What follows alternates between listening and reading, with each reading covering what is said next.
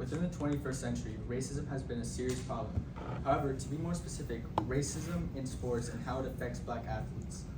Based on these statistics, produced by the website YouGov, which is a reliable global public opinion and data company, and uploaded by Sky Sports, which is a credible streaming source for sports fans, it shows that more than half of fans in England say racism is a serious problem in football. The question which was answered by this graph was, when we say racism does or does not exist in professional football in our country. As you can see in dark blue, which were statistics made in March 2021, there is a 57% population saying that it does exist and it is a serious problem, alongside with red, which were statistics made 3 months later in June 2021. There is a 54% population saying the same. This is more than half the sample population saying that it does exist and it is a serious problem. With the same date, March 2021, 34% said that racism in sports is not a serious problem, next to June 1st showing that 36% of the population believes the same, which is 4% in both dark blue and red stating that it simply does not exist. Good afternoon, my name is Declan Begley, and today I will be talking about black athletes' performance influenced by pervasive racism all over social media, all across social media. The research question I have constructed and will be answering today is, within the 21st century, how does racism all across social media affect black athletes' performance in the sport they play?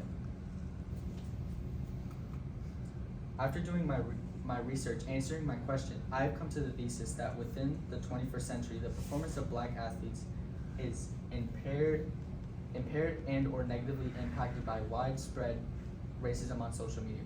Moreover, the ways that black athletes' performance is impacted on is their physical performance, mental state or disposition, and their emotional status. To begin with, in the 2024 College Board Provided Stimulus includes the article Thompson, Simone Biles, The Most Human Meaning of Courage, which is written by Marcus Thompson II. The article is an article examining American gymnast Simone Biles' decision to prioritize her mental health over competition during Tokyo 2020 Olympic Games, a move that sparked widespread discussion on athlete welfare and mental health in sports all over the internet. Simone Biles, like many other athletes of color, has faced various instances of racial bias and discrimination throughout her career. Biles has been at the center of discussions about whether the scoring in gymnasts adequately reflects her skill level. Some argue that the difficulty of her moves isn't always appropriately rewarded, which could be seen as an implicit form of racial bias. This racial profiling can and did make Simone Biles need to take a break from her sport to focus on her mental well-being. For example, post-2016 Rio Olympics as well as Tokyo Olympics.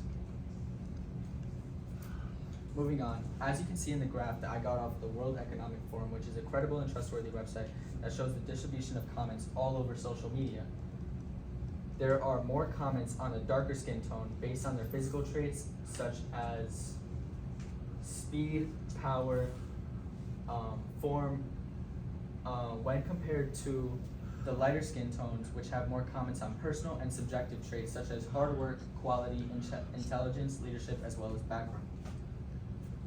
This could greatly impact the way black athletes perform, as most of the distribution of comments they receive are on their physical traits, which push them harder, which could overwork them and burn them out, as they have a lot more metaphorical weight on their shoulders, which then could lead later to affect everything such as their mental state as well as emotional state. This chart, which I got off of Silicon Technology LLC, which is a credible workforce fulfillment firm that provides services and resourcing, as you can see, there's a 62.5% of racism in sports off websites and forums. Then next at 21.6% are apps, which include practically all of social media. This goes to show that websites and apps combined makes up 84.1% of racism that is solely off the internet, and that is excluding emails and Twitter, which are also classified as social media platforms.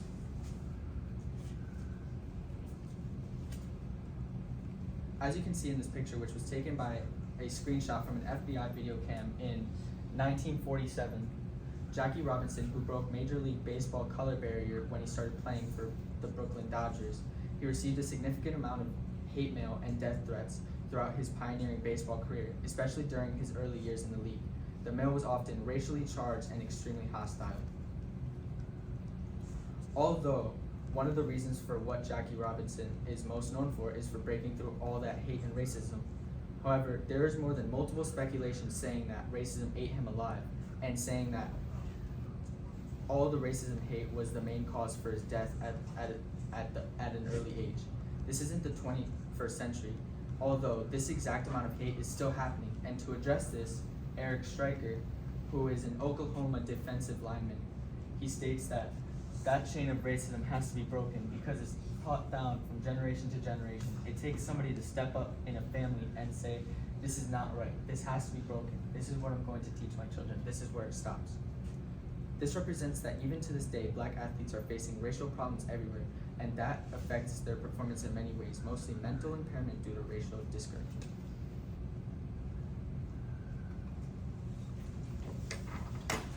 The John Lay College of Criminal Justice conducted a study of how racism in the NCAA contributes to mental health and academic performance of college athletes of color. This study aimed to investigate the impacts of racial discrimination all over social media on the mental health and academic performance of student athletes in color, both academic and athletic environments.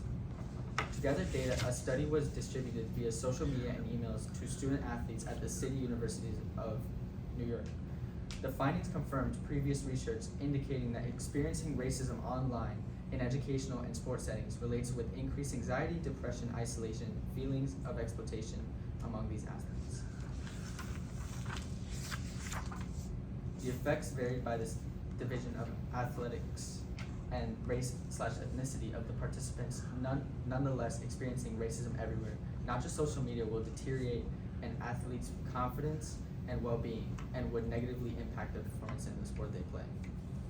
To finally wrap everything up, some solutions regarding the issue include, but are not limited to, stricter social media policies and enforcement, as social media platforms can enhance their monitoring systems and enforce stricter policies against racist content. Support systems for athletes, as sport organizations and teams can develop support systems for athletes facing racial abuse. Now, some legal and regulatory actions, as some racist comments and concerns could be illegal. Now, some limitations could be enforcement challenges, resource allocation, and global jurisdiction issues. Thank you.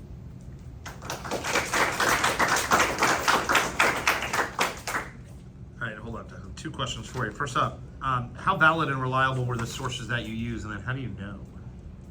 The sources that I used were valid and reliable because they were based off of websites that I got off of either Google Scholar or just regular Google that were backed up with multiple credible statistics. All right, and if you had more time, what additional research would you conduct on this issue? I would have conducted additional research on how it affected more younger athletes, because athletes these days, they probably don't experience racism like older athletes they do now, because they're younger and more up to date.